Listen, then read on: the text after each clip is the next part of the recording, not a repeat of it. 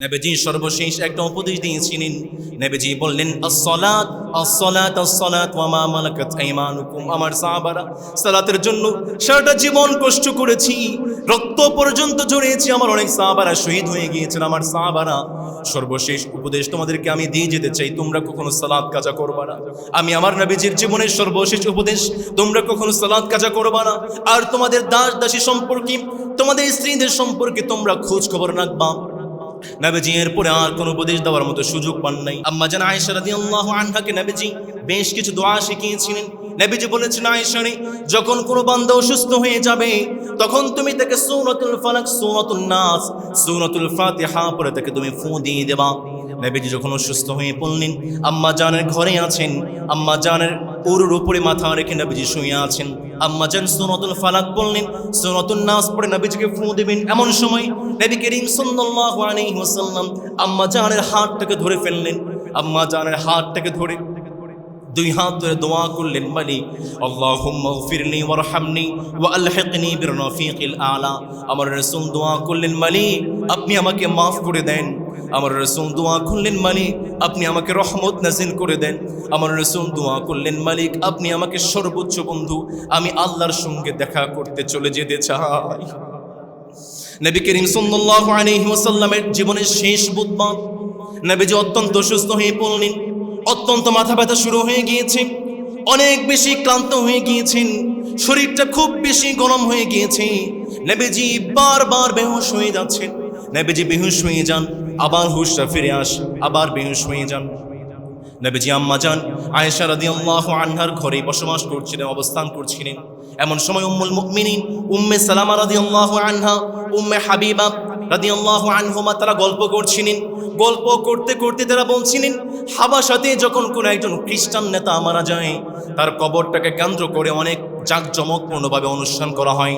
নবীজি অত্যন্ত অসুস্থ হয়ে শুয়ে আছেন। এরই মধ্যে নবীজি নিজের চাদরটা মুখ থেকে সরিয়ে বললেন, যারা কবরের উপরে গিয়ে সিজদা করে, যারা কবর পূজা করে, নবীজি চাদরটাকে সরিয়ে বললেন, যারা কবরের পাশে গিয়ে পূজা করবে পৃথিবীতে সবচেয়ে ধ্বংসপ্রাপ্ত এবং লানতপ্রাপ্ত হচ্ছে তারা। নবীজি বললেন, ফাউলাইকা শিরারুল খালকি ইনদাল্লাহি ইয়াউমাল কিয়ামা। যারা কবরটাকে পূজার জায়গা বানাবে, যারা কবর গিয়ে সিজদা করবে, তারা হচ্ছে পৃথিবীর সর্বনিকৃষ্ট মানুষ। নাউযুবিল্লাহ পড়বেন না? নবী করিম সাল্লাল্লাহু আলাইহি ওয়াসাল্লাম বললেন, লাআনাল্লাহুল ইয়াহুদা ওয়ান নাসারা ইত্তাখাযু কুবুর আমবিয়াইহিম মাসাজিদা। আমার রব ইহুদি এবং খ্রিস্টানদেরকে লানত দিয়েছেন, তার কারণ হচ্ছে তারা তাদের আম্বিয়া কেরামদের কবরগুলোকে মসজিদ বানিয়ে ফেলেছে। তারা তাদের আম্বিয়া কেরামদের কবরগুলো দিকে সিজদা করে ইবাদত করে। নবীজি বললেন, লা লা আল্লাহুম্মা লা তাজআল কবরি ওয়াসানান ইউবাদ। আমার রাসূল দুহাত ধরে দোয়া করলেন, মালিক আমার কবরটাকে যেন কখনো কবরের জায়গা, পূজার জায়গা বানানো না হয়। আমার কবরের পাশে যেন এসে কেউ সিজদা না দেয়, আমার কবরে কেউ যেন ইবাদত না করে। ইস্তাদ্দা গাদাবুল্লাহি আলা কওমিন ইত্তাখাযু কুবুর আমবিয়াইহিম মসজিদ। আমার রাসূল প্রচন্ড অসুস্থ অবস্থায় ঘোষণা করে দিলেন, শোনো, যারা মসজিদকে ইবাদতের জায়গা বানাবে, যারা মসজিদে গিয়ে সিজদা করবে, তাদের উপরে যেই মালিক অসন্তুষ্ট হয়ে যান, চিল্লায়া বলেন তিনি কে? আমার রাসূল বললেন, ইন্নী আনহাকুম আন যালিক। সাহাবায়ে কেরামদেরকে বললেন, আমার সাহাবারা সাবধান, কখনো আমার কবরটাকে তোমরা ইবাদতের জায়গা বানাবা না। নবী করিম সাল্লাল্লাহু আলাইহি ওয়াসাল্লাম এই কথাটা একবার নয়, দুইবার নয়, তিনবার বললেন। আর সাহাবায়ে কেরামদেরকে বললেন, হাল বাল্লাগতু। আমার সাহাবারা আমার কথা তোমরা শুনেছো নাকি? সাহাবায়ে কেরাম বললেন, নাম বালা, নবীজি শুনেছি। নবীজি কথা বলতে পারছেন না, ফেল করে তাকায় আছে। আয়েশা রাদিয়াল্লাহু আনহা বুঝতে পারলেন নবীজি মিসওয়াক করতে যাচ্ছেন। আব্দুর রহমান রাদিয়াল্লাহু আনহুর হাত থেকে মিসওয়াকটা নিলেন, মিসওয়াকটাকে সুন্দর করে নরম করে চাবিয়ে নবীজির হাতে দিলেন। নবীজি মিসওয়াক করলেন, পাশেই ছিল পানি, নবীজি কুলি করলেন। নবীজি বারবার ঘেমে যাচ্ছিলেন, হাতটাকে পানির মধ্যে বিছিয়ে বারবার নবীজি নিজের মুখটাকে মুছতে যাচ্ছিলেন। আর নবীজি বারবার বলছিলেন, ইন্নালিল মাউতি সাকারাত। নিঃসন্দেহে মৃত্যুর যন্ত্রণা বড্ড কঠিন যন্ত্রণা। নবী করিম সাল্লাল্লাহু আলাইহি ওয়াসাল্লাম মৃত্যুর যন্ত্রণায় বড্ড কষ্ট পাচ্ছিলেন, মাথা ব্যথা বেড়ে গিয়েছে, জ্বরটা বেড়ে গিয়েছে। নবী করিম সাল্লাল্লাহু আলাইহি ওয়াসাল্লাম আকাশের দিকে আঙ্গুল তুলে বললেন, মা আন নাবিয়িনা ওয়াস সিদ্দীকিনা ওয়াশ শুহাদা'i ওয়াস সালিহিন ওয়া হাসুনা উলাইকা রাফিকা। নবীজি আকাশের উপর দিকে আঙ্গুল তুলে বললেন, মালিক আপনি আমাকে নবীদের সঙ্গে কবুল করেন, আপনি আমাকে আম্বিয়া কেরামদের সঙ্গে কবুল করেন, শহীদদের সঙ্গে কবুল করেন এবং সেই সমস্ত নেককার বান্দাদের সঙ্গে কবুল করেন যাদেরকে আপনি পুরস্কৃত করেছেন। নবী করিম সাল্লাল্লাহু আলাইহি ওয়াসাল্লাম আর কথা বলতে পারছেন না, হাতটা উঁচু অবস্থায় ছিল। নবী করিম সাল্লাল্লাহু আলাইহি ওয়াসাল্লামের হাতটা আস্তে আস্তে নিস্তেজ হয়ে মাটিতে পড়ে যায়। নবীজির জবানটা বন্ধ হয়ে যায়। নবীজির জবানটা যখন বন্ধ হয়ে যায়, নবীজি বিড়বিড় করে ঠোঁট দিয়ে পড়ছিলেন, লা ইলাহা ইল্লাল্লাহু মুহাম্মাদুর রাসূলুল্লাহ সাল্লাল্লাহু।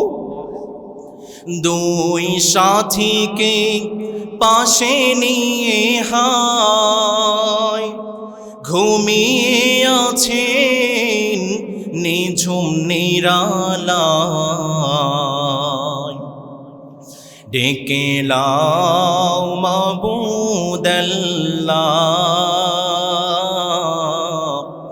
রওজা পাকের কিনারে। আমি কেঁদে কেঁদে হই গো সারা, ধন্য করো দিদারে। ডেকে লাও মাবুদাল্লাহ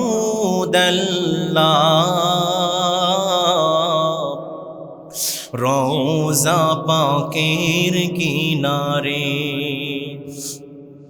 আমি কেঁদে কেঁদে হই গো সারা, ধন্য করো দিদারে।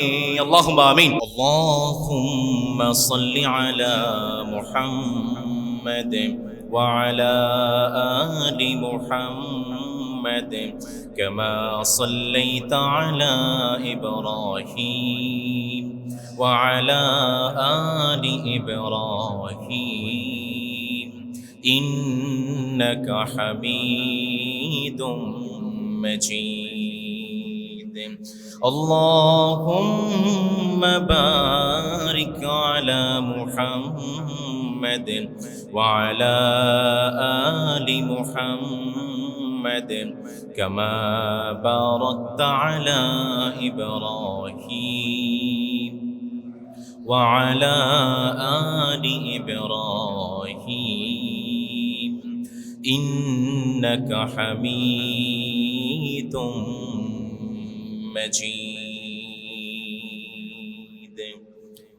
সম্মানিত মুসলিমবৃন্দ, আপনারা সবাই কেমন আছেন? আলহামদুলিল্লাহ, আমিও ভালো আছি। যে মালিক আমাদেরকে ভালো রেখেছেন, এটা আওয়াজ করে বলুন তো তিনি কে? যে মালিক আমাদেরকে সুস্থ রেখেছেন তিনি কে? সেই রবের দরবারে সর্বোচ্চ আওয়াজ দিয়ে রবের শেখানো ভাষায় আমরা প্রশংসা আদায় করছি, আমরা পড়ছি আলহামদুলিল্লাহ। দরুদ সালাম আমাদের প্রিয় নবী মুহাম্মদুর রাসূলুল্লাহ সাল্লাল্লাহু আলাইহি ওয়াসাল্লামের প্রতি, যাকে আল্লাহ তাআলা শফিউল মুযনিবিন, সরদারে দু জাহান করে পাঠিয়েছেন। আমরা আবারও পড়ছি সাল্লাল্লাহু আলাইহি ওয়াসাল্লাম। সম্মানিত মুসলিমবৃন্দ, আমরা শুরু করেছি মুজতাবা সিরিজ নবী করিম সাল্লাল্লাহু আলাইহি ওয়াসাল্লামের জীবনী। নবী করিম সাল্লাল্লাহু আলাইহি ওয়াসাল্লামের জীবনী আলোচনা করতে গিয়ে আমরা আজকে 22তম পর্বে এসে উপনীত হয়েছি। গত জুমাতে আমরা নবী করিম সাল্লাল্লাহু আলাইহি ওয়াসাল্লামের জীবনের শেষ যুদ্ধ তাবুক যুদ্ধ নিয়ে আলোচনা করেছিলাম এবং বিনা যুদ্ধে নবী করিম সাল্লাল্লাহু আলাইহি ওয়াসাল্লাম কিভাবে বিজয় অর্জন করেছেন এবং মদিনায় চলে এসেছেন তার একটা বিস্তারিত বর্ণনা আপনাদের সামনে উপস্থাপন করেছিলাম। নবী করিম সাল্লাল্লাহু আলাইহি ওয়াসাল্লাম যখন তাবুক যুদ্ধ থেকে মদিনায় চলে আসলেন, মদিনায় আসার পরে মুনাফিক যারা নবীজির সঙ্গে যায় নাই, নবী করিম সাল্লাল্লাহু আলাইহি ওয়াসাল্লাম মসজিদ নববীতে বসে আছেন, মুনাফিকরা একসঙ্গে দলবদ্ধ হয়ে 80 জন মুনাফিক নবীজি দরবারে এসে বললেন, নবী আমাদের এই সমস্যা ছিল, ওই সমস্যা ছিল, যাইতে পারি নাই। নবী করিম সাল্লাল্লাহু আলাইহি ওয়াসাল্লামকে যেই মালিক আগে থেকেই জানিয়ে দিয়েছিলেন তিনি কে? আল্লাহ তাআলা জানিয়ে রেখেছিলেন, নবী এরা কিন্তু আসবে এবং আপনাকে এই এক্সকিউজ দিবে, এই রিজন বলবে যে এই কারণে যেতে পারি নাই, এই কারণে যেতে পারি নাই। আল্লাহ তাআলা আল্লাহর হাবিবকে সব কিছু বিস্তারিত জানিয়ে দিয়েছিলেন। আল্লাহু আকবার। মুনাফিকরা যখন নবীজি দরবারে এসেছেন, নবী করিম সাল্লাল্লাহু আলাইহি ওয়াসাল্লাম বললেন, অসুবিধা নাই, তোমরা যাও। তোমাদের দায়িত্ব আমি আল্লাহর কাছে ছেড়ে দিলাম। মুনাফিকরা চলে গেল, কিন্তু তিনজন খাঁটি মুমিন, তিনজন সাহাবী তাবুক যুদ্ধে নবীর সঙ্গে যায় নাই। তিনজন সাহাবী নবীজি দরবারে আসলেন। নবীজি দরবারে এসে কোনো ছল ছাতুরি, কোনো কৌশল কিচ্ছুর অবলম্বন করলেন না। সরাসরি বললেন, নবী সাময়িক বিচ্যুতির কারণে যেতে পারি নাই, সবই ছিল আমাদের, যুদ্ধে যাওয়ার মতো সমস্ত সরঞ্জাম সামর্থ্য সব ছিল, তারপরও যেতে পারি নাই। নবী করিম সাল্লাল্লাহু আলাইহি ওয়াসাল্লাম বললেন, আসলেই যাও নাই? তিনজন সাহাবী বললেন, নবী আসলেই যাই নাই। নবীজি বললেন, বের হয়ে যাও মসজিদ নববী থেকে। সাহাবীরা বের হলেন। নবী করিম সাল্লাল্লাহু আলাইহি ওয়াসাল্লাম পুরো মদিনাতে ঘোষণা করে দিলেন, এই তিনজন সাহাবীকে আমি বিশ্বনবী বয়কট করে দিলাম। নাউযু বিল্লাহি মিন যালিক। এই তিনজন সাহাবী তারা যখন শুনল নবী করিম সাল্লাল্লাহু আলাইহি ওয়াসাল্লাম তাদেরকে বয়কট করে দিয়েছেন, তাদের উপরে যেন, তাদের মাথার উপরে যেন আসমান ভেঙে পড়েছে, পায়ের নিচ থেকে মাটি সরে গিয়েছে। তার মধ্যে একজন ছিলেন কাব ইবনে মালিক রাদিয়াল্লাহু তাআলা আনহু। তিনি দৌড়ে বাড়ি চলে গেলেন, মন খারাপ, নবীজি বয়কট করেছেন। ছোট্ট দুইটা সন্তান, একটা সন্তানের বয়স 8 বছর আর একটা সন্তানের বয়স 9 বছর। কাব ইবনে মালিক তিনি বললেন, সন্তানরা আমার কাছে আসো, একটু আদর করি। সন্তানরা জবাব দিয়ে বলল, শুনেছি বিশ্বনবী আপনাকে বয়কট করে দিয়েছে, যেই নবী আপনাকে বয়কট করে দিয়েছে, নবী আপনাকে বয়কট করেছে, আমরা সন্তান হয়ে আপনার সঙ্গে কথা বলতে পারি না। আল্লাহু আকবার। এটা হচ্ছে নবী প্রেম। আমার সন্তান, আমার বাবা, আমার পরিবার, সব কিছুর চেয়ে যে রবকে ভালোবাসতে হবে তিনি কে? আমার পরিবার সবকিছু পরে আমার নবী আগে, ঠিক কিনা? কাব ইবনে মালিক তিনি চলে গেলেন বাড়িতে।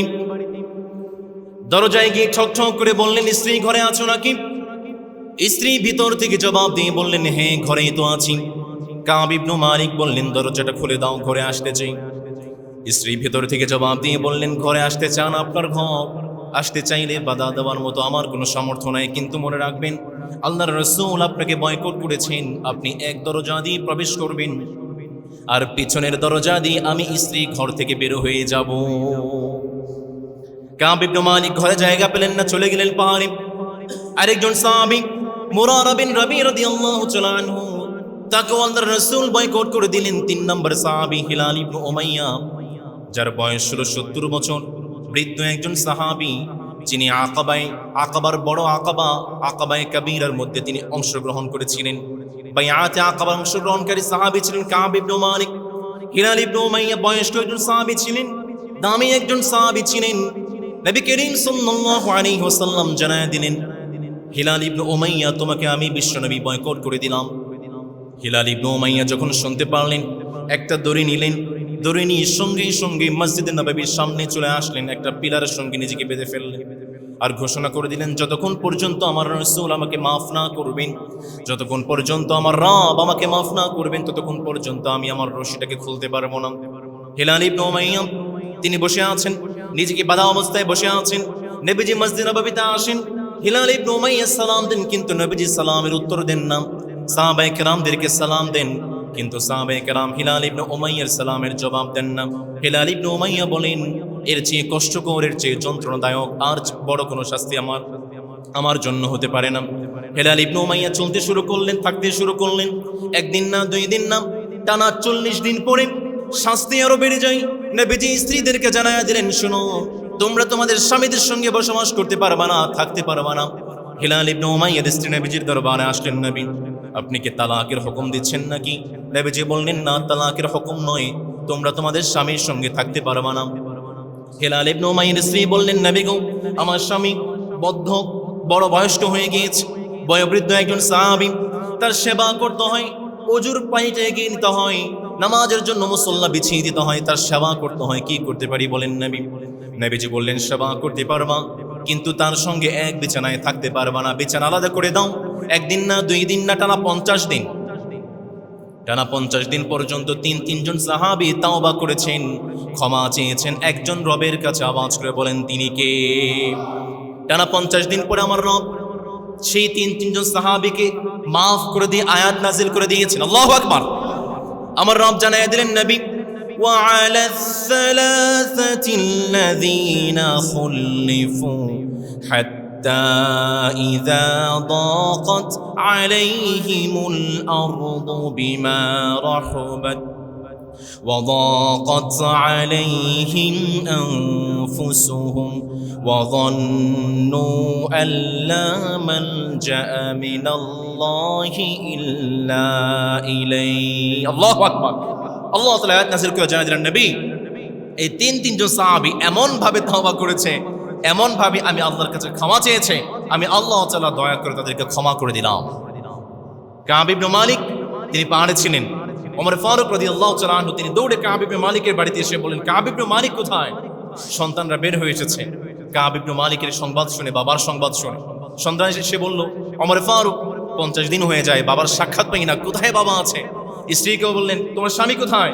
স্ত্রী বললেন, আমিও তো জানি না, সেই যে ঘর থেকে বের হয়ে গিয়েছে, আর তো ঘরে আসে নাই। নবী করিম সাল্লাল্লাহু আলাইহি ওয়াসাল্লাম এলান করে দিলেন, ইয়া কাব ইবনে মালিক আবশির, হে কাব ইবনে মালিক তুমি সুসংবাদ গ্রহণ করো। কাব ইবনে মালিক পাহাড়ে সিজদায় পড়েছিলেন। তিনি যখন শুনতে পেলেন নবীজি সুসংবাদ দিয়েছেন, তিনি দৌড়ে নবীজির দরবারে আসলেন। নবীজি দরবারে এসে দেখলেন নবী করিম সাল্লাল্লাহু আলাইহি ওয়াসাল্লামের চেহারা চাঁদের মতো জ্বলজ্বল করছে। আমরা অনেক সময় বলি চাঁদের টুকরা সন্তান আছে না নাই, এই শব্দটা কাব ইবনে মালিকের হাদিস থেকে এসেছে। কাব ইবনে মালিক যখন নবীজির দরবারে আসলেন, নবী করিম সাল্লাল্লাহু আলাইহি ওয়াসাল্লাম বলেন, কাব ইবনে মালিক তোমার জন্মের পরে এমন বড় সুসংবাদ পাও নাই, যে সুসংবাদ আমি তোমাকে দিচ্ছি আল্লাহ তাআলা দয়া করে মায়া করে তোমাকে মাফ করে দিয়েছেন। আল্লাহু আকবার। কাব ইবনে মালিক বললেন, সত্য কথা বলার কারণে আল্লাহ তাআলা আমাকে শাস্তি দিয়েছিলেন এবং সত্য বলার কারণে আল্লাহ আমাকে মাফ করে দিয়েছেন। আমি কিয়ামত পর্যন্ত যতদিন হায়াত পাবো, যতদিন জীবন আছে, আমি কখনো মিথ্যা বলবো না, সবসময় সত্যের পক্ষে থাকবো। সুবহানাল্লাহ পড়বেন না? নবী করিম সাল্লাল্লাহু আলাইহি ওয়াসাল্লাম কাব ইবনে মালিককে সংবাদ দিয়ে দিলেন, আর মুনাফিকদেরকে কিচ্ছু বলেন না, মুনাফিকদেরকে যার যার উপরে ছেড়ে দিলেন। আল্লাহ তাআলা আয়াত নাযিল করে জানায় দিলেন, নবী ইয়া আইয়ুহান নবী জাহিদুল কুফার ওয়াল মুনাফিকিনা ওয়াগলুয আলাইহিম ওয়া মাওয়াহুম জাহান্নাম ওয়া বিসাল মাসীর। নবী মুনাফিকদের প্রতি আর দয়া দেখানোর সময় নাই, মুনাফিকদের প্রতি আপনি কঠিন হয়ে যান, তাদের বিরুদ্ধে আপনি যুদ্ধ করেন। তবে সশস্ত্র যুদ্ধ নবী করিম সাল্লাল্লাহু আলাইহি ওয়াসাল্লাম মুনাফিকদের বিরুদ্ধে করেন নাই। নবী করিম সাল্লাল্লাহু আলাইহি ওয়াসাল্লাম মুনাফিকদের বিরুদ্ধে মৌন যুদ্ধ করেছেন, মৌখিক যুদ্ধ করেছেন। নবী করিম সাল্লাল্লাহু আলাইহি ওয়াসাল্লাম মদিনাতে বসবাস করতে শুরু করলেন। মক্কা বিজয়ের পরে আপনাদেরকে ঘটনা শুনিয়েছিলাম, মক্কা বিজয়ের পরে নবী করিম সাল্লাল্লাহু আলাইহি ওয়াসাল্লাম বুঝে ফেলেছিলেন আমার বিদায় ঘন্টা বাজতে শুরু হয়েছে। যে ইসলামের বিজয়ের জন্য আল্লাহ তাআলা আমাকে পাঠিয়েছিলেন, সেই ইসলামের বিজয় হয়ে গিয়েছে, তার মানে আমার যাওয়ারও দিন চলে এসেছে, আমাকে আল্লাহর কাছে চলে যেতে হবে। কিন্তু আল্লাহ তাআলা একটা বিশেষ দাওয়াত নিয়ে, একটা বিশেষ উদ্দেশ্য নিয়ে আমার রাসূলকে পাঠিয়েছিলেন। সেই বিশেষ উদ্দেশ্য হচ্ছে পৃথিবীতে একটি সমাজ, একটি কল্যাণময় রাষ্ট্র আল্লাহর রাসূল গঠন করবেন, যে রাষ্ট্রটা ইসলামী ভিত্তিতে গঠন হবে। নবী করিম সাল্লাল্লাহু আলাইহি ওয়াসাল্লাম সেই কল্যাণময় রাষ্ট্র, ইসলামী রাষ্ট্র গঠন করলেন এবং নবী করিম সাল্লাল্লাহু আলাইহি ওয়াসাল্লাম বললেন, পৃথিবীতে আমার যারা যোগ্য উত্তরসূরি, আমার খলিফারা যারা আসবেন, তারা আমার এই দেখানো কাঠামোর উপর ভিত্তি করে আগামীর পৃথিবীতে আবার ইসলামী রাষ্ট্র গঠন করবেন। পড়া আল্লাহু আকবার। নবী করিম সাল্লাল্লাহু আলাইহি ওয়াসাল্লাম বলেছিলেন, আমি তোমাদেরকে ওসিয়ত করছি, উসিকুম বিতাকওয়াল্লাহ, আমি তোমাদেরকে তাকওয়ার ওসিয়ত করছি, ওয়াসসামঈ ওয়াত-তাআহ ওয়া ইন কানা আবদান হাবাশিয়া। তোমাদের আমির, ইসলামে খিলাফতের আমির যিনি হবেন, তিনি যদি হাবশি গোলাম হন, এরপরও তোমরা তাকে অনুসরণ করবে, তার কথাগুলো মান্য করবে। ফাইন্নাহু মান ইয়াইশ মিনকুম বা'দি ফাসায়ারা ইখতিলাফান কাসীরা। মনে রাখবা, আমার পরে, আমার ইন্তিকালের পরে তোমরা অনেক ইখতিলাফ দেখতে পারবে, অনেক মতভেদ দেখতে পারবে। ফাআলাইকুম বিসুন্নতি ওয়া সুন্নাতিল খুলাফাইর রাশিদিন আল মাহদিয়িন। আমার ইন্তিকালের পরে যখনই কোনো একটা বিষয় নিয়ে তোমরা মতভেদ দেখতে পারবে, যখনই কোনো বিষয় নিয়ে তোমরা ইখতিলাফ দেখতে পারবে, আমি রাসূলের সুন্নাহ এবং খুলাফায়ে রাশিদিনের সুন্নাত তোমরা গ্রহণ করবে, তোমরা পাকড়াও করবে। ওয়া ইয়াকুম ওয়া মুহদাসাতিল উমুর। মনে রাখবা, ইবাদতের ক্ষেত্রে, দ্বীনের ক্ষেত্রে নতুন উদ্ভাবন থেকে তোমরা বেঁচে থাকবা। কারণ ফাইন্না কুল্লা মুহদাসাতিন বিদআ, কারণ দ্বীনের ক্ষেত্রে, ইসলামের ক্ষেত্রে যত নতুন উদ্ভাবন আছে সবকিছু হচ্ছে বিদআত। ওয়া কুল্লু বিদআতিন দালালাহ, আর সব বিদআত হচ্ছে ভ্রষ্টতা। ওয়া কুল্লু দালালাতিন ফিন্নার, আর যারা এই ভ্রষ্টতা এবং বিদআত উদ্ভাবন করবে তাদেরকে যেই মালিক জাহান্নামে নিক্ষেপ করবেন তিনি কে? নবী করিম সাল্লাল্লাহু আলাইহি ওয়াসাল্লাম বলে গেলেন, ক্বাদ তারাকতুম আলাল বাইদা লাইলুহা কানাহারিহা। আমি তোমাদেরকে এমন একটা ইসলাম দিয়েছি, এই ইসলামটা হচ্ছে এইচডি, ক্রিস্টাল ক্লিয়ার, কোনো হিডেন কোনো বিষয় নাই, কোনো গোপন কোনো বিষয় নাই। এর অন্ধকার দিনের মতো আলোকিত। ইসলামের মধ্যে কোনো বাড়াবাড়ি নাই, ইসলামের মধ্যে আপনি কোনো কিছু যোগ করবেন, সুযোগ নেই, আবার কিছু কমায় ফেলবেন, সুযোগ নেই। ইসলামটা পরিপূর্ণ হয়ে গিয়েছে। নবীজি বললেন, ইসলামটাকে আমি তোমাদের কাছে দিনের আলোর মতো স্পষ্ট করে দিলাম। এরপরেও যারা ইসলাম থেকে বিরত থাকবে এবং ইসলামের ইবাদতের মধ্যে যারা নতুন কিছু উদ্ভাবন করবে, তাদেরকে জাহান্নামের নিম্ন স্তরে যেই মালিক নিক্ষেপ করবেন, তিনি কে? নবী করিম সাল্লাল্লাহু আলাইহি ওয়াসাল্লাম একটা সুন্দর ইসলাম এবং কল্যাণময় সমাজ, একটা রাষ্ট্র গঠন করলেন এবং রূপরেখা দেখিয়ে দিলেন। এবং সেই রাষ্ট্র গঠনের জন্য, সেই রাষ্ট্রকে হেফাজত করার জন্য মুআয বিন জাবাল রাদিয়াল্লাহু তাআলা আনহুকে ইয়েমেনের গভর্নর করে পাঠিয়ে দিলেন, এমপি করে পাঠিয়ে দিলেন।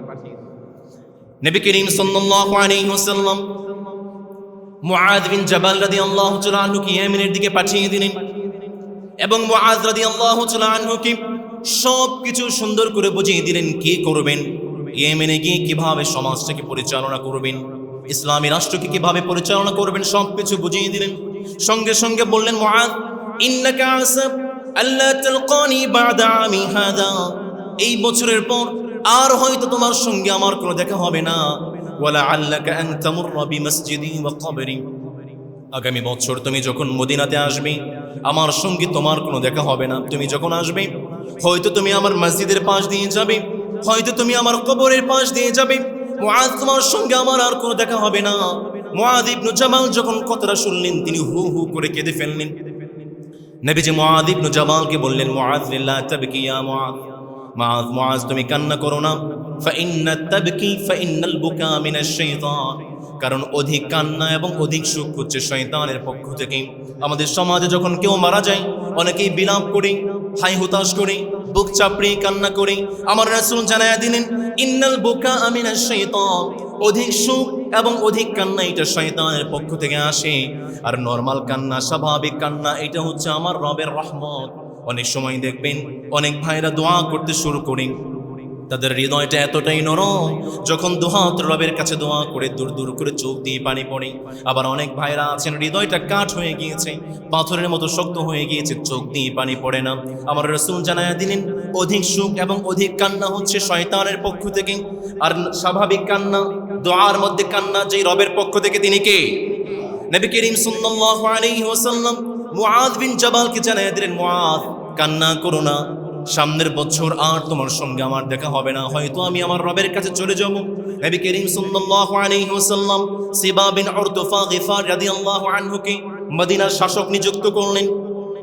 10ম হিজরির যুলকাদা মাসের 6 দিন বাকি থাকতে, তার মানে যুলকাদা মাসের 24 তারিখ আল্লাহর রাসূল শনিবার দিনটা ছিল শনিবার, জোহরের সালাত আদায় করে সাহাবায়ে কেরামদেরকে নিয়ে মক্কার দিকে রওনা হয়ে গেলেন।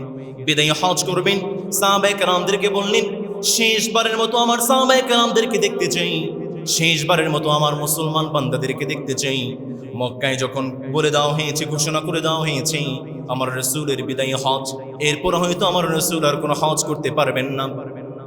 পৃথিবীর আনাচে কানাচে থেকে মুসলমানরা নবীজির জন্য, নবীজির উদ্দেশ্যে মক্কায় রওনা হয়ে গিয়েছেন। মদিনা এবং তার আশেপাশে যারা ছিলেন নবীজির সঙ্গে সাথী হয়ে গেলেন। নবী করিম সাল্লাল্লাহু আলাইহি ওয়াসাল্লাম মদিনা থেকে চলতে শুরু করলেন। দিনটা ছিল শনিবার। নবীজি চলতে শুরু করলেন।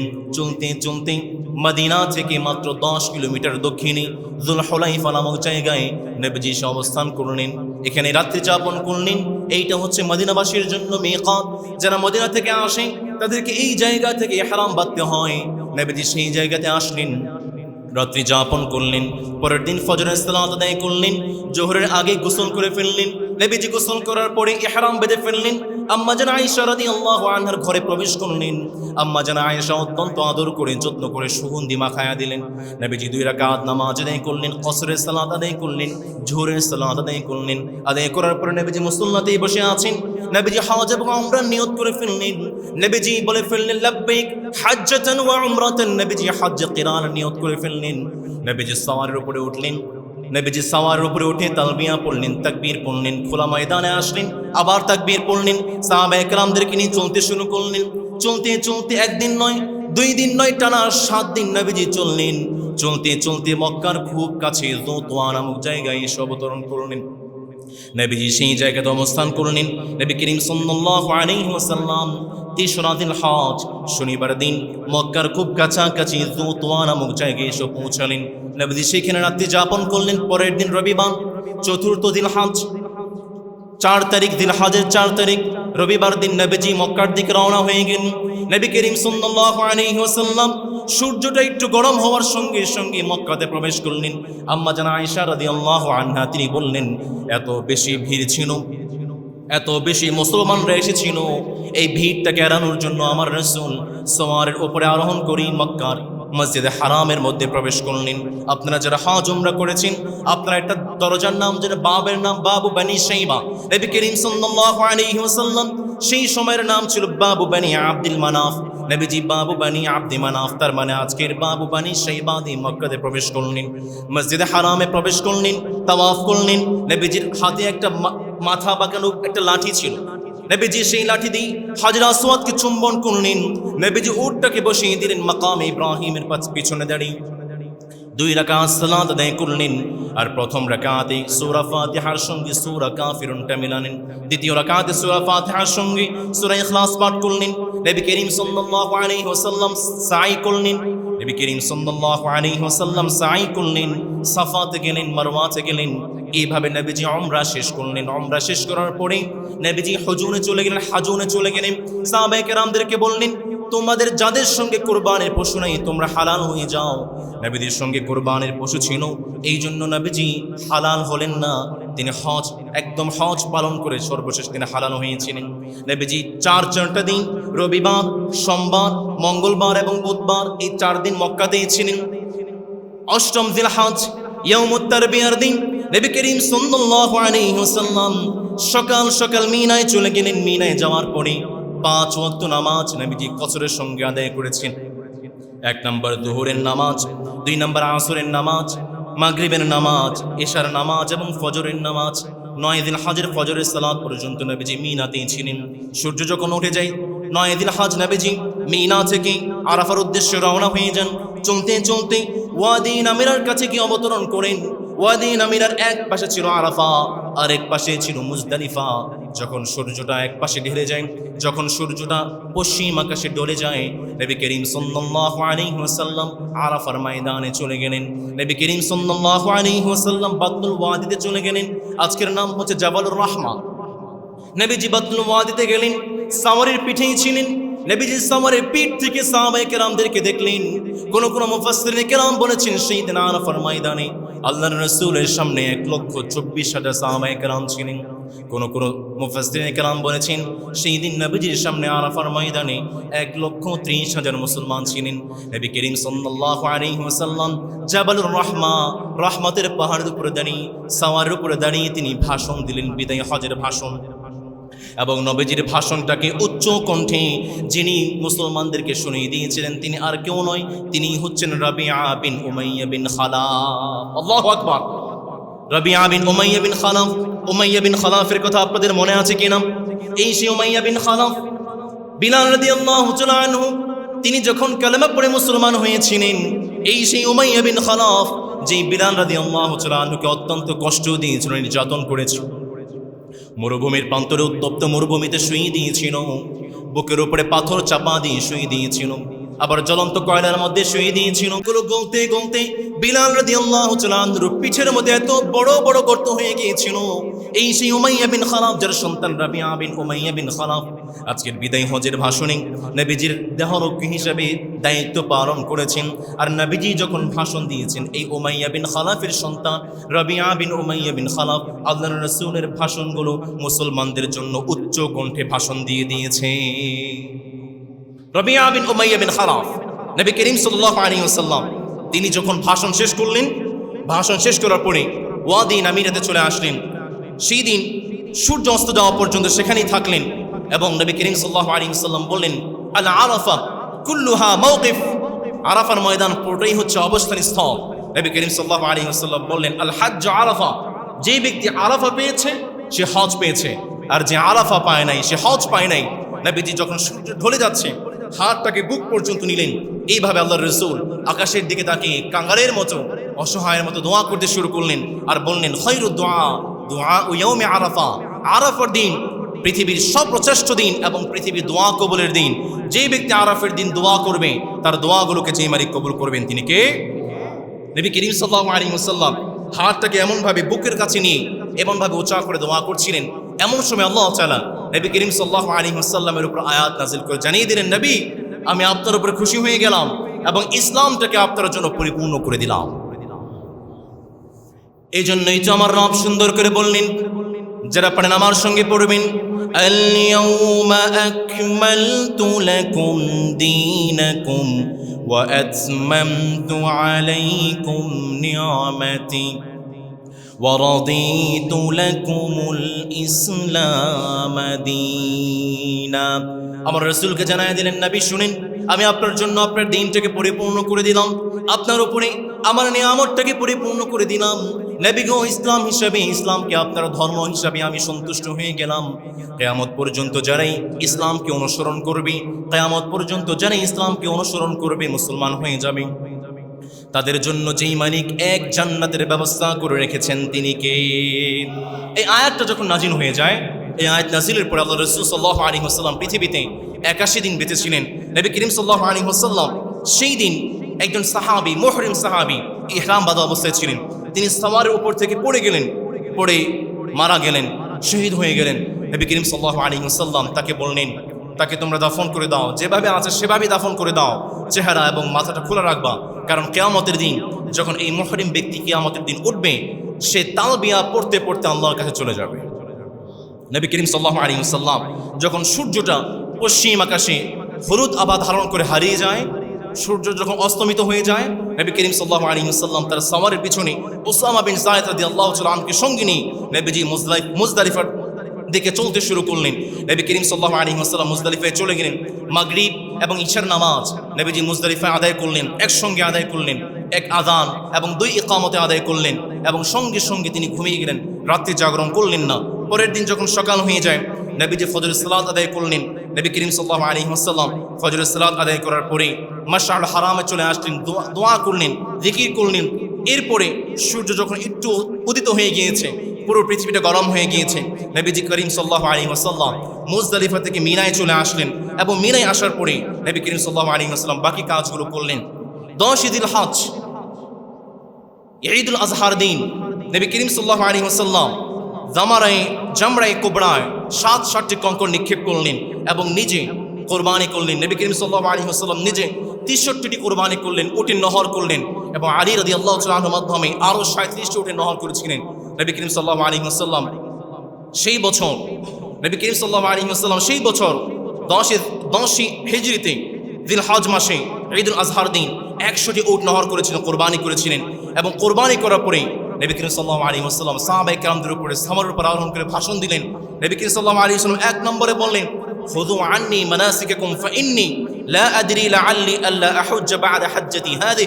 এই হজের পরে হয়তো আমার আর হজ করা হবে না, এটি আমার শেষ হজ, তোমরা আমার থেকে হজের বিধিবিধানগুলো শুনে নাও। নবীজি বললেন, আলাইসা ইয়াউমান নাহার, এই দিনটা কি ঈদুল আজহা নয়? সাহাবায়ে কেরাম বলেন, বালা, অবশ্যই এই দিনটা ইয়াউমুল আজহা। নবীজি বললেন, ফাইন্না জিমাআকুম ওয়া আমওয়ালাকুম ওয়া আ'রাদাকুম হারামুন আলাইকুম কাহুরমাতি ইয়াউমিকুম হাযা। তোমাদের ধন সম্পদ, তোমাদের সম্মান, তোমাদের ইজ্জত এবং তোমাদের জীবন একজন ভাইয়ের কাছে আরেকজন ভাইয়ের উপর তেমনই হারাম, যেমন ভাবে আজকের দিন এবং আজকের এই হারাম মাস তোমাদের জন্য হারাম সম্মানিত করা হয়েছে। নবী করিম সাল্লাল্লাহু আলাইহি ওয়াসাল্লাম বলেন, সাবধান, তোমরা কখনোই আমি চলে যাওয়ার পরে একজন আরেকজন ভাইকে হত্যা করবা না, মারবা না। নবীজি বললেন, তোমরা কি আমার কথা শুনতে পেয়েছো? সাহাবায়ে কেরাম বললেন, নাম নবীজি, শুনতে পেয়েছি। নবীজি বললেন, আল্লাহুম্মা শাহাদ, 3বার বললেন নবী। নবী করিম সাল্লাল্লাহু আলাইহি ওয়াসাল্লাম আকাশের দিকে তাকিয়ে বলেন, আল্লাহ আপনি সাক্ষ্য থাকেন আমি আমার কথাগুলো সাহাবায়ে কেরামদের কাছে পৌঁছে দিয়েছি। নবী করিম সাল্লাল্লাহু আলাইহি ওয়াসাল্লাম সর্বশেষ বললেন, আইয়ুহান নাস ইন্নাহু লা নাবিয়্যা বা'দি, আমার পরে কোনো নবী নাই, ওয়ালা উম্মাতা বা'দাকুম, তোমাদের উপর আর কোনো উম্মত নেই। মনে রাখবা, 5টি কাজ যদি কোনো উম্মত করতে পারে, যেই মালিক তার জন্য জান্নাতটাকে ওয়াজিব করবেন তিনি কে? 1 নম্বর, উ'বুদু রাব্বাকুম, তোমরা তোমাদের রবের ইবাদত করবে। 2 নম্বর, তোমরা রমাদান মাসে সিয়ামগুলো পালন করবে। 3 নম্বর, সন্তুষ্ট চিত্তে তোমরা যাকাত আদায় করবে। 4 নম্বর, তোমরা আমিরের আনুগত্য করবে। 5 নম্বর, 5 ওয়াক্ত সালাত আদায় করবে। এই পাঁচটি কাজ কোনো মুসলমান যদি করতে পারে, আল্লাহর রাসূল বিদায় হজের ভাষণে ঘোষণা দিয়েছেন, তাদখুলু জান্নাতা বিরাব্বিকুম, তোমরা তোমাদের রবের জান্নাতে প্রবেশ করবে। তোমরা যে দরজা দিয়ে ইচ্ছে তোমরা তোমাদের রবের জান্নাতে প্রবেশ করতে পারবে। নবী করিম সাল্লাল্লাহু আলাইহি ওয়াসাল্লাম এরপরে মাথা মুন্ডন করলেন। মাথা মুন্ডন করার পরে নবীজি তাওয়াফে ইদাফা করলেন। নবী করিম সাল্লাল্লাহু আলাইহি ওয়াসাল্লাম আইয়ামে তাশরিকের দিনগুলো নবীজি মিনাতে ছিলেন 11 তারিখ, 12 তারিখ এবং এরপরের দিন নবীজি মিনাতে ছিলেন এবং 12 তারিখ নবী করিম সাল্লাল্লাহু আলাইহি ওয়াসাল্লামের উপরে আল্লাহ তাআলা সূরাতুন নাসর আয়াত নাজিল করলেন এবং জানায় দিলেন, নবী দিনের চূড়ান্ত বিজয় হয়ে গিয়েছে। এখন থেকে দেখবেন দলে দলে মানুষ ইসলামের নিচে আসবে, ইসলামের সুশীতল ছায়া আশ্রয় গ্রহণ করবে।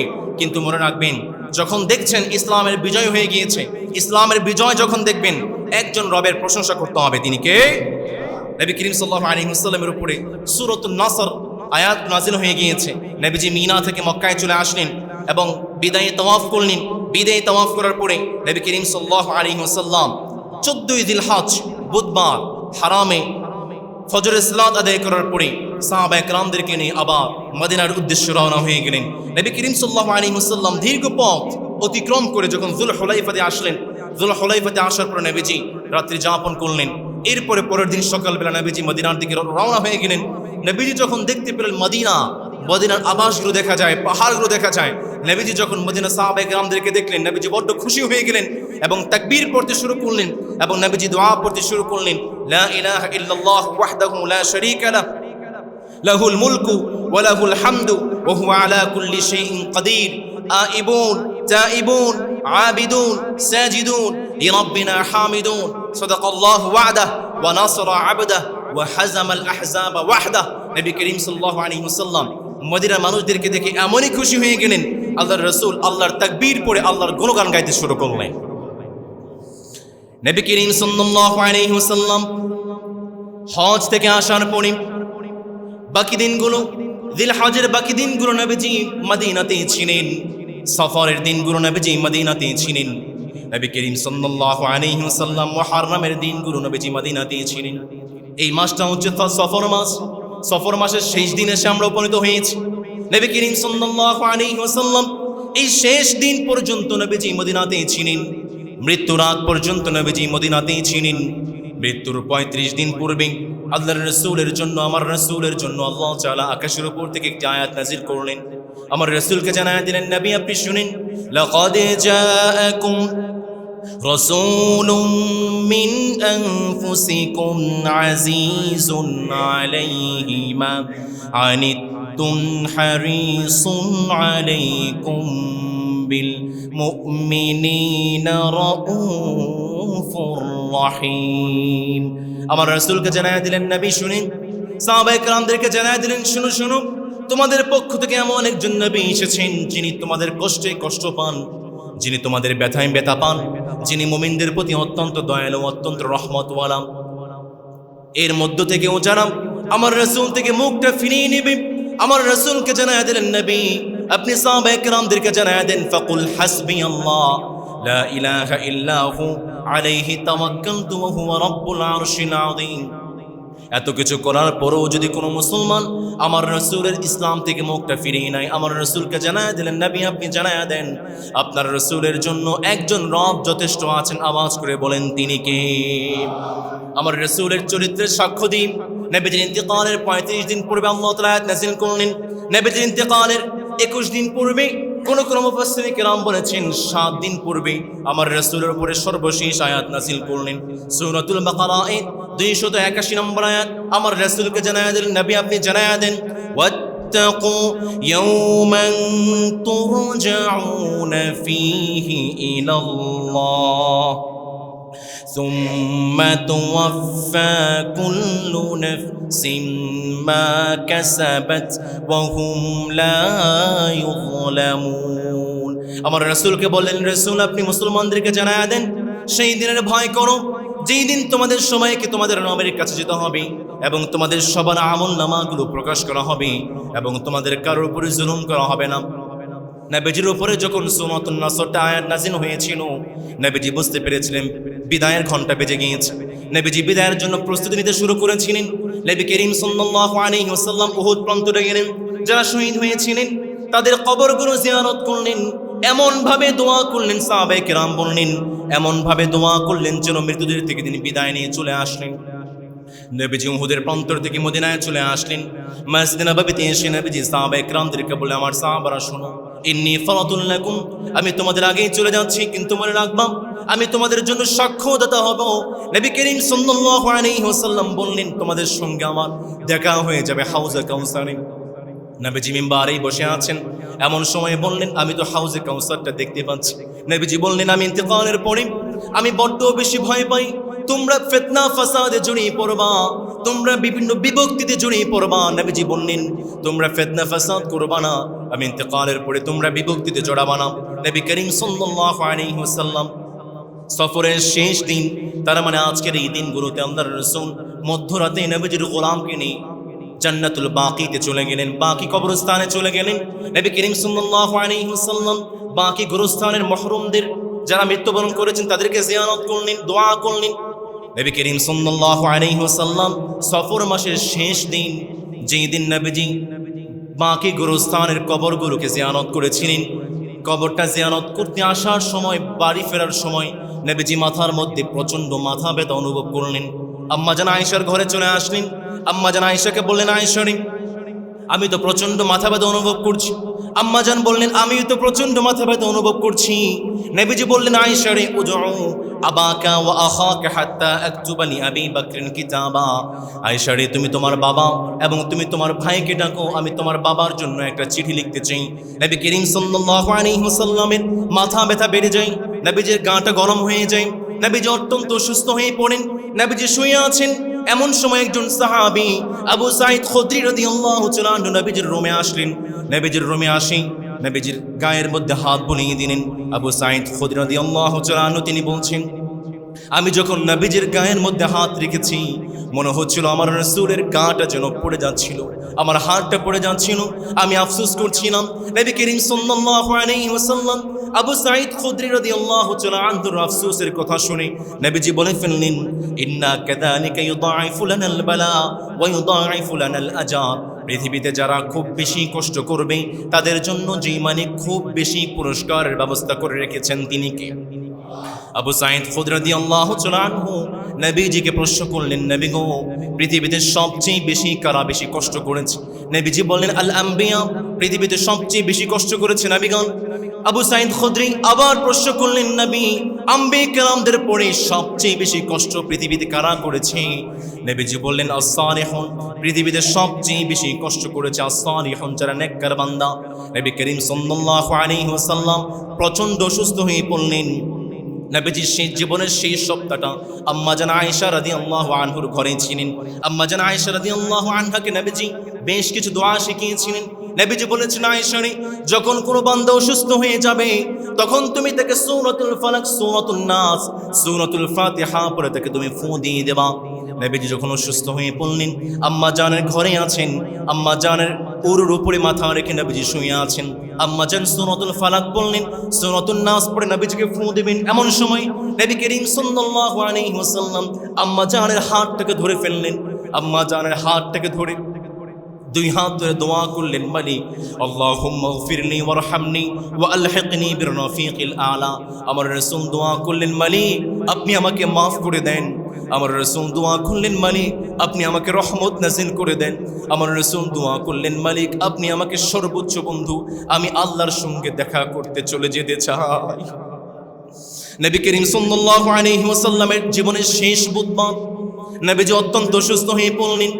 অত্যন্ত মাথা ব্যথা শুরু হয়ে গিয়েছে, অনেক বেশি ক্লান্ত হয়ে গিয়েছেন, শরীরটা খুব বেশি গরম হয়ে গিয়েছে। নবীজি বারবার বেহুশ হয়ে যাচ্ছেন। নবীজি বেহুশ হয়ে যান, আবার হুশটা ফিরে আসে, আবার বেহুশ হয়ে যান। নবীজি আম্মা জান আয়েশা রাদিয়াল্লাহু আনহার ঘরে বসবাস করছিলেন, অবস্থান করছিলেন। এমন সময় উম্মুল মুমিনিন উম্মে সালামা রাদিয়াল্লাহু আনহা, উম্মে হাবিবা রাদিয়াল্লাহু আনহুমা তারা গল্প করছিলেন। গল্প করতে করতে তারা বলছিলেন, হাবাসাতে যখন কোনো একজন খ্রিস্টান নেতা মারা যায় তার কবরটাকে কেন্দ্র করে অনেক জাঁকজমকপূর্ণভাবে অনুষ্ঠান করা হয়।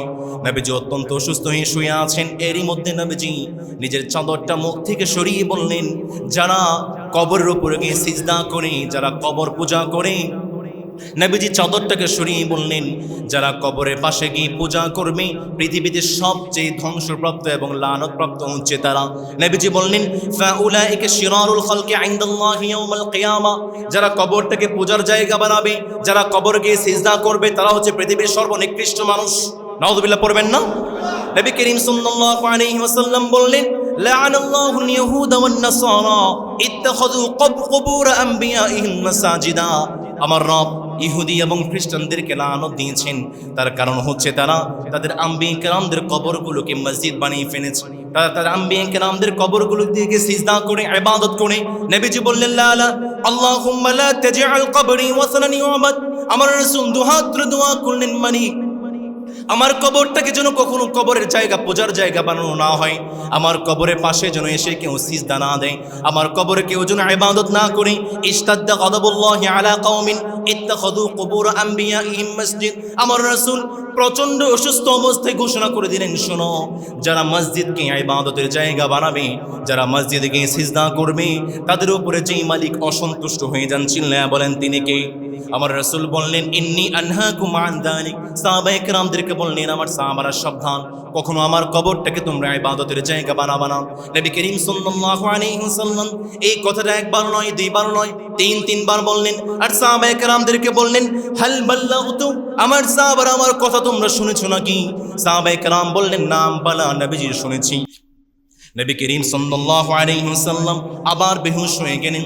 বেহুশ হয়ে যাওয়ার পরে নবীজি আবার হুঁশটা ফিরে পেলেন।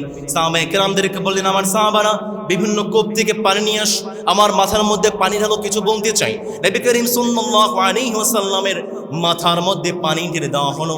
নবীজি আবার হুঁশটা ফিরে পেলেন। আনসারী সাহাবীর উদ্দেশ্যে বললেন, আমার সাহাবারা, আমার আনসারী সাহাবায়ে কেরাম যারা আছো, তোমরা আমার জন্য অনেক করেছো, তোমাদের পাওনাগুলো আমি পরিশোধ করতে পারি নাই। আমার যখন কোনো বাড়ি ছিল না, তোমরা আমাকে আশ্রয় দিয়েছো। আমার কোনো ধন সম্পদ ছিল না, আমার কোনো সাহায্যকারী ছিল না। আনসারী সাহাবায়ে কেরামদেরকে বললেন, আমার সাহাবারা, তোমরা আমাকে সাহায্য করেছো। মুহাজির সাহাবায়ে কেরামদেরকে বললেন, আমার সাহাবারা শোনো, এই আনসারী সাহাবারা অনেক কষ্ট করেছে, তারা যদি কখনো ভুলও করে ফেলে তোমরা তাদেরকে ক্ষমা করে দিবা। নবী করিম সাল্লাল্লাহু আলাইহি ওয়াসাল্লাম আবার বললেন, শোনো শোনো, ইয়াকসিরুনা ওয়া ইয়াকিল্লুল আনসার, দিন দিন ইসলামের সাহায্যকারীরা কমে যাবে, দিন দিন আনসারী সাহাবীদের সংখ্যা কমে যাবে। নবীজি আবার বললেন, ইন্না আবদান খায়রাহুল্লাহু বাইনা আন ইউতিয়াহু মিন সাহরাতিদ দুনিয়া মা শা। নবীজি পৃথিবীতে একজন বান্দাকে ইচ্ছা দিয়েছিলেন, স্বাধীনতা দিয়েছিলেন। তিনি চাইলে দুনিয়াকে গ্রহণ করতে পারতেন, আবার তিনি চাইলে আল্লাহকে গ্রহণ করতে পারতেন। সেই বান্দা দুনিয়াকে গ্রহণ করে নাই, সেই বান্দা আল্লাহর কাছে চলে যেতে ইচ্ছা পোষণ করেছে। আবু বকর সিদ্দিক যখন শুনলেন, হু হু করে কেঁদে ফেললেন। সাহাবায়ে কেরাম বললেন, কি ব্যাপার? নবীজি এমন কি বললেন যে আবু বকর কেঁদে ফেললেন? আবু বকর বুঝতে পেরেছিলেন সেই বান্দাটা আর কেউ নয়, সেই বান্দা হচ্ছে আমার রাসূল। আমার রাসূলকে ইচ্ছা দিয়েছিলেন, নবী আপনি চাইলে দুনিয়াতে থাকতে পারেন, অসুবিধা নাই, আবার চাইলে আপনি আমার কাছে চলে আসতে পারেন। কিন্তু আমার রাসূল আমার রবের কাছে চলে যাওয়ার জন্য ইচ্ছে পোষণ করেছিলেন। নবী করিম সাল্লাল্লাহু আলাইহি ওয়াসাল্লাম আবু বকরের কান্না দেখে বলে ফেললেন, লা তাবকি ইয়া আবা বকর, আবু বকর তুমি কান্না করো না। ইন্না আমান্নান নাস আলাইয়া ফি সুহবাতিহি ওয়া মানিহি আবু বকর, আবু বকর জীবনের শুরু থেকে আজ পর্যন্ত তুমি আমার সঙ্গী ছিলে। সম্পদ দিই, টাকা দিই, সংশ্রম দিই, সাথী হিসেবে সবসময় তুমি আমার সঙ্গে ছিলে। লাউ কুনতু মুত্তাখিদান খলিলান মিন উম্মতি লাত্তাখাযতু আবা বকর, আমার উম্মতের মধ্যে কাউকে যদি আমি বন্ধু হিসেবে গ্রহণ করতাম, নিঃসন্দেহে আমি আবু বকরকে গ্রহণ করতাম। কিন্তু আমার রব এই ইচ্ছা স্বাধীনতা আমাকে দেন নাই, আমাকে আমার রব বন্ধুরূপে গ্রহণ করেছেন। আর আবু বকর হচ্ছে আমার ভাই, তিনি হচ্ছেন আমার সাথী। নবী করিম সাল্লাল্লাহু আলাইহি ওয়াসাল্লাম বুধবার সময়টা কাটিয়ে ফেললেন। বৃহস্পতিবার নবীজির যন্ত্রণা আরো বেড়ে যায়, নবীজির জ্বরটা বেড়ে গিয়েছে, মাথা ব্যথা বেড়ে গিয়েছে, নবীজি কাতর কাতরাচ্ছেন, যন্ত্রণায় কাতরাচ্ছেন। নবীজি এমন সময় আম্মা জানকে ডেকে বললেন, আয়েশা রে, হালুম্মু, আমাকে একটা কিতাব দাও, আমাকে একটা খাতা দাও, একটা কলম দাও, আমি কিছু লিখতে চাই, যেন আমার পরে আমার উম্মতরা পথভ্রষ্ট না হয়ে যায়। আমি এমন কিছু লিখতে চাই যেন আমার পরে আমার উম্মতরা পথভ্রষ্ট না হয়ে যায়। আমার রাসূল যন্ত্রণায় কাতরাচ্ছেন, মাথা ব্যথা সহ্য করতে পারছেন না। এমন সময় আমার রাসূল তিনটা ওসিয়ত করলেন। এক নম্বর, আমার রাসূল বললেন, যারা ইহুদি আছে, যারা নাসরা আছে, যারা মুশরিকরা আছে, তাদেরকে আরব থেকে বের করে দিবা। 2 নম্বর, যখন কোনো মেহমান তোমাদের কাছে আসবে, তাদেরকে খুব সুন্দর করে মেহমানদারি করবা। 3 নম্বর, আমার রাসূল বললেন, যখনই তোমরা কোনো মতভেদে পড়ে যাবা, আলাইকুম আল কোরআন, তোমাদের কাছে কোরআন আছে। যখনই তোমরা কোনো বিপদে পড়ে যাবা, যখনই তোমরা কোনো ইখতিলাফে পড়ে যাবা, তোমরা কোরআনে চলে আসবা। নবী করিম সাল্লাল্লাহু আলাইহি ওয়াসাল্লাম এই বৃহস্পতিবার মাগরিবের সালাতটা মসজিদে নববীতে আদায় করেছেন, ইমামতি করেছেন। ঈশার সালাতের সময় নবীজি ওযু করলেন, মসজিদে নববীতে ইমামতি করবেন, কিন্তু নবীজি আবার বেহুশ হয়ে পড়ে গেলেন। নবীজি আবার ওযু করলেন, নবীজি আবার বেহুশ হয়ে পড়ে গেলেন, আবার ওযু করলেন, নবীজি আবার বেহুশ হয়ে পড়ে গেলেন। নবীজি চিন্তা করলেন, না, আমার জন্য আর মসজিদ নববীতে গিয়ে সালাত আদায় করার মতো সুযোগ নেই। নবীজি আবু বকর সিদ্দিক ইবনে আবু বকর, তুমি যাও মসজিদ নববীতে ইমামতি শুরু করে দাও। সাহাবায়ে কেরাম আজ পর্যন্ত নবীজির ইমামতি ছাড়া অন্য কোনো ইমামতি সালাত আদায় করেন নাই। এই প্রথম আবু বকর সিদ্দিকের পিছনে সালাত আদায় করছি। আবু বকর সিদ্দিকের পিছনে সাহাবায়ে কেরাম সালাত আদায় করছেন, হু হু করে কান্না করছে। আমার রাসূল আজকে ইমাম হিসেবে নেই, আবু বকর সিদ্দিক ইমাম হিসেবে দাঁড়িয়ে আছেন।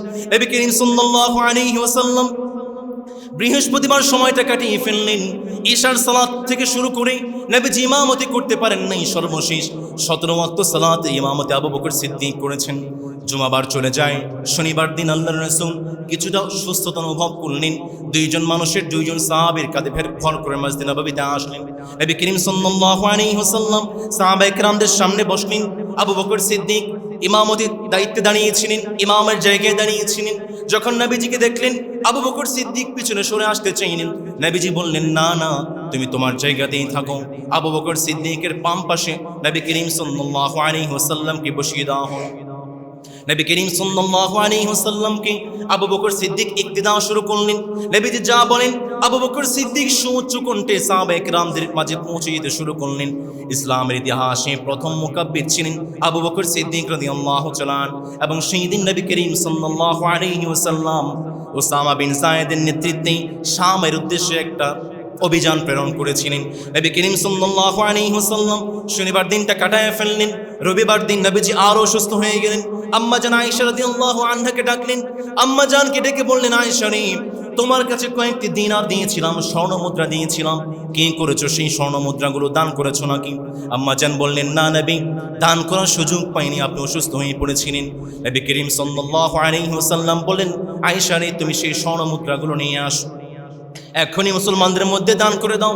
কোন নবীর জন্য শোভনীয় নয় সে কোন সম্পদ রেখে ইন্তেকাল করবেন। নবী করিম সাল্লাল্লাহু আলাইহি ওয়াসাল্লাম রবিবার দিনটা কাটায় ফেললেন। সোমবার দিন ফজরের সালাতের সময় নবীজি বারবার বেহুশ হয়ে যাচ্ছিলেন। মসজিদ নববীতে যেতে চাচ্ছিলেন কিন্তু যেতে পারছিলেন না। সাহাবায়ে কেরাম আবু বকর সিদ্দিকের ইমামতে সালাতে দাঁড়িয়ে আছে। নবী করিম সাল্লাল্লাহু আলাইহি ওয়াসাল্লাম আম্মা জান আয়েশা রাদিয়াল্লাহু আনহাকে বলে, আয়েশা রে, চাদরটা সরায় দাও। আম্মা জান চাদরটা সরায় দিলেন। নবীজি ফেল করে তাকিয়ে আছেন, কোনো কথা বলতে পারেন না, দু চোখ দিয়ে জর্জর করে পানি পড়ছে। আবু বকর সিদ্দিক যখন নবীজিকে দেখলেন, নবী করিম সাল্লাল্লাহু আলাইহি ওয়াসাল্লাম তাকায় আছে। আবু বকর সিদ্দিক পিছনে সরে আসতে চাইলেন, কিন্তু নবীজি বললেন, আবু বকর, তুমি পিছনে আসিও না, তুমি তোমার জায়গায় দাঁড়িয়ে থাকো। নবীজি বললেন, আয়েশা রে, চাদরটা বন্ধ করে দাও, তাবুটা বন্ধ করে দাও।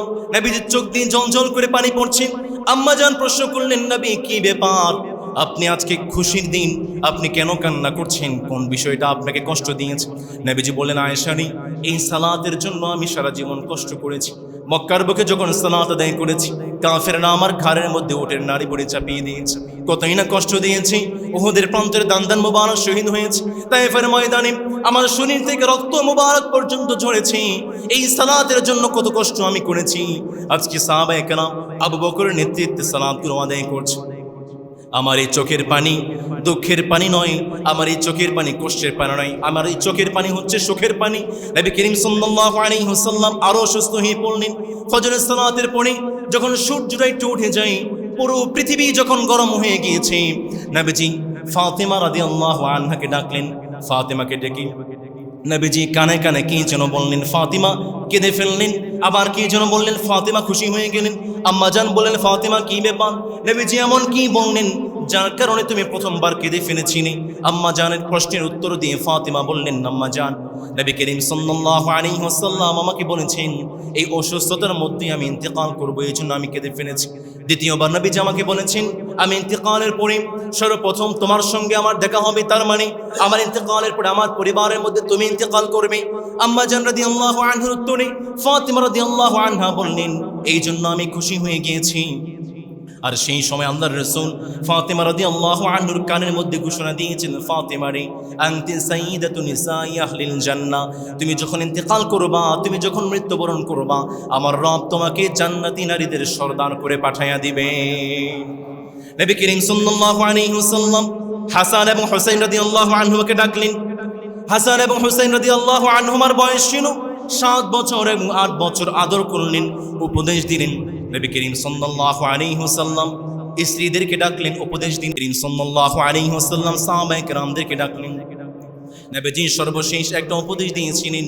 নবীজি বললেন, আসসালাত আসসালাত আসসালাত ওয়া মা মালাকাত আইমানুকুম। আমার সাহাবারা, সালাতের জন্য সারাটা জীবন কষ্ট করেছি, রক্ত পর্যন্ত ঝরিয়েছি, আমার অনেক সাহাবারা শহীদ হয়ে গিয়েছেন। আমার সাহাবারা, সর্বশেষ উপদেশ তোমাদেরকে আমি দিয়ে যেতে চাই, তোমরা কখনো সালাত কাজা করবা না।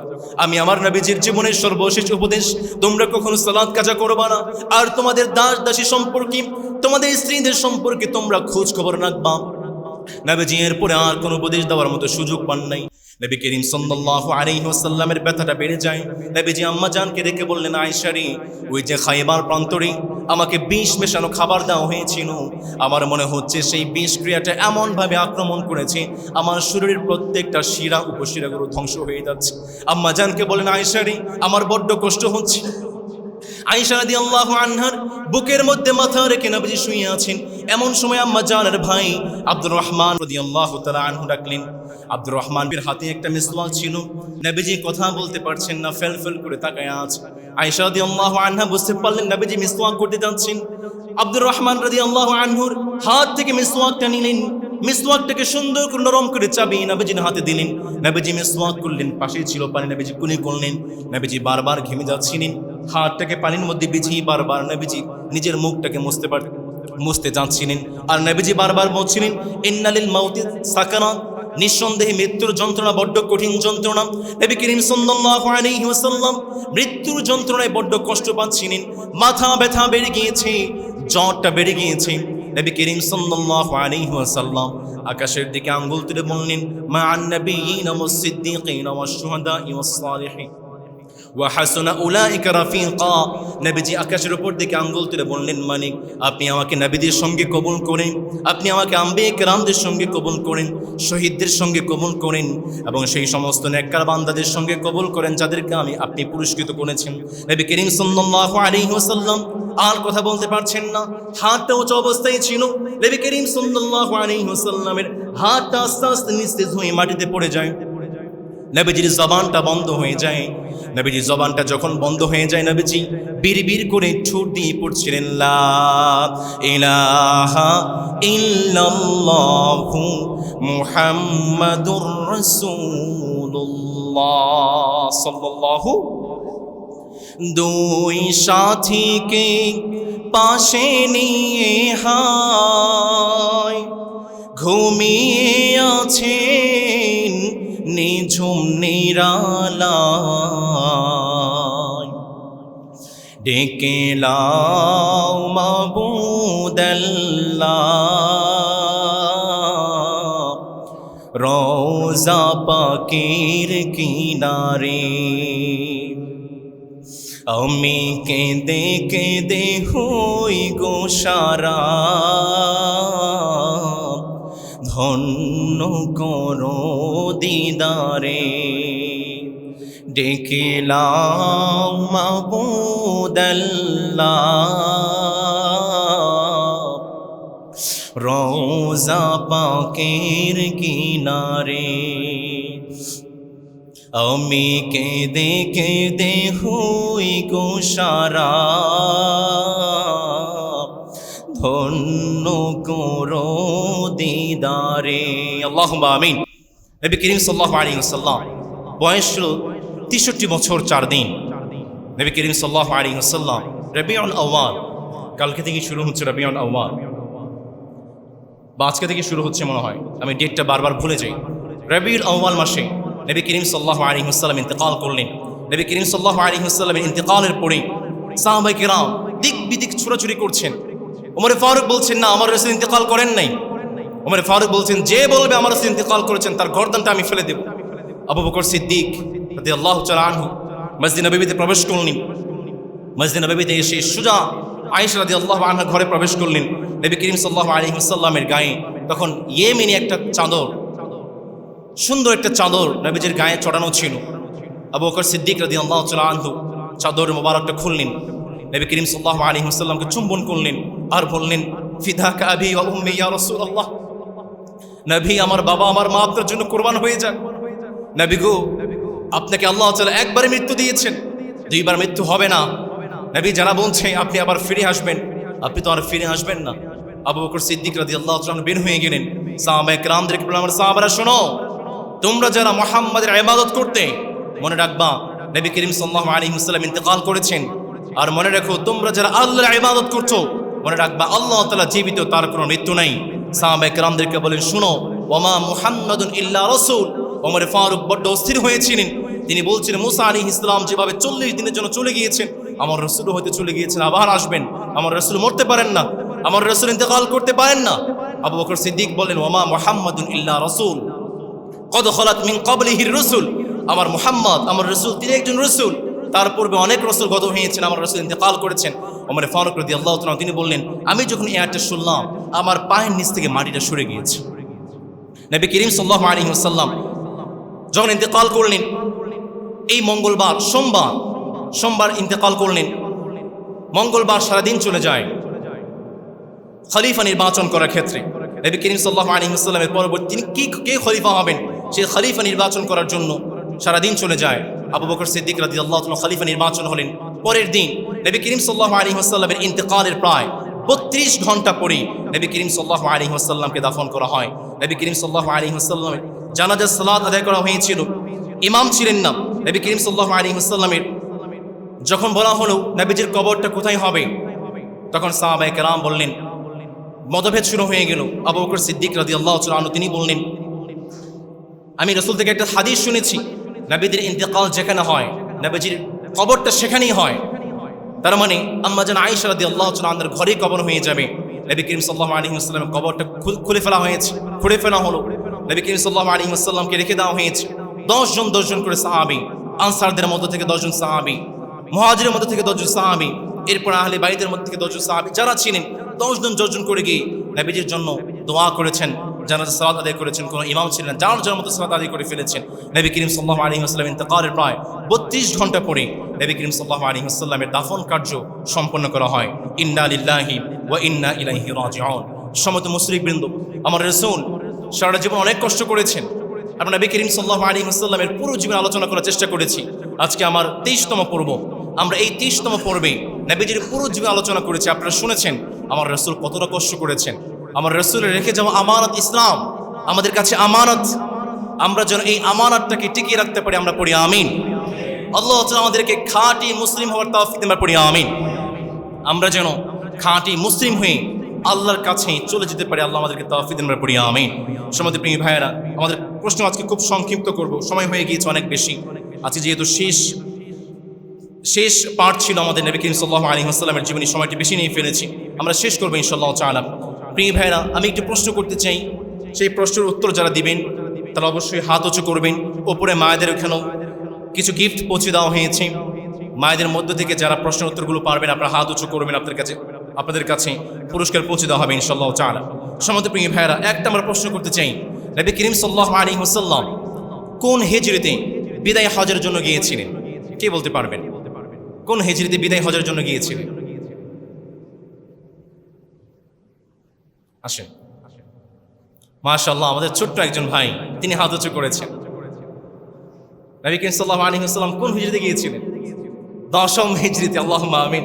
আপনি নুরুল কোরআন ইসলাম একাডেমির ছাত্র না? মাশাআল্লাহ, আল্লাহ আমার এই ভাইকে কোরআনের জন্য কবুল করুন, আমরা পড়ি আমিন। আমি তার জন্য সুন্দর একটা কিতাব নিয়ে এসেছি, আশ্চর্য এই কোরআন। আশা করছি আমার ভাইয়ের উপকারে আসবে ইনশাআল্লাহ তাআলা। নবী করিম সাল্লাল্লাহু আলাইহি ওয়াসাল্লাম 10ম হিজরিতে বিদায় হজের জন্য গিয়েছিলেন। 2 নম্বর প্রশ্ন করতে চাই, নবী করিম সাল্লাল্লাহু আলাইহি ওয়াসাল্লাম কোন হিজরিতে ইন্তেকাল করেছেন? কে বলতে পারবেন? আমার ভাই হাত তুলেছেন, আসেন। মাশাআল্লাহ, আমার ভাই আগে একবার পুরস্কার পেয়েছেন না? আগে 2বার পুরস্কার পেয়েছেন। সুবহানাল্লাহ। রাসূল সাল্লাল্লাহু আলাইহি ওয়াসাল্লাম কত হিজরিতে ইন্তেকাল করেছেন? 11তম হিজরিতে। আল্লাহুম্মা আমিন। আল্লাহ আমার ভাইকে কবুল করুন, আল্লাহুম্মা আমিন। বারাকাল্লাহু ফি হায়াতিক। মজিদ সাহেব, আজকে মসজিদে সবার আগে কে এসেছে? কে এসেছেন সবার আগে? আমি একটু অনুরোধ করছি, আপনি একটু কাইন্ডলি সামনে চলে আসবেন। আপনি সম্মানিত, আপনি জি একটু সামনে চলে আসেন। আমি আমার ভাইয়ের জন্য ছোট্ট একটা গিফট নিয়ে এসেছি। আমার ভাই সবার আগে এসেছেন আলহামদুলিল্লাহ। আজকে আমি অনেক বেশি সময় নিয়ে ফিরেছি, আমি মুসলিমদের কাছে ক্ষমা চেয়ে নিচ্ছি। আমাদের একটা গুরুত্বপূর্ণ এলানও আছে। আপনি সবার আগে এসেছেন আলহামদুলিল্লাহ। আপনি কি মুহুরি পড়ান? বারাকাল্লাহ ফি হায়াতিক। আপনি তো আমাদের মুরব্বী, আমাদের মুরব্বী সবার আগে এসেছেন আলহামদুলিল্লাহ। আল্লাহ আমাদের মুরব্বীর নেক হায়াত দান করুন, পড়ি আমিন। ইসলামের উপরে শেষ খাতেমা দান করুন, পড়ি আমিন। বারাকাল্লাহ ফি হায়াতিক, জাযাকাল্লাহু খাইর। সমাজের প্রিয় ভাইয়েরা, আমি আরেকটু সময় নেব, বেশি সময় নিয়ে ফেলেছি আজকে। আমাদের ডলফিন ক্লাবের পক্ষ থেকে একটি গুরুত্বপূর্ণ এলান আছে। আমাদের ডলফিন ক্লাবের পক্ষ থেকে 1 নম্বর ঘোষণা হচ্ছে বিনামূল্যে চোখের ছানির অপারেশন। ডলফিন ক্লাবের উদ্যোগে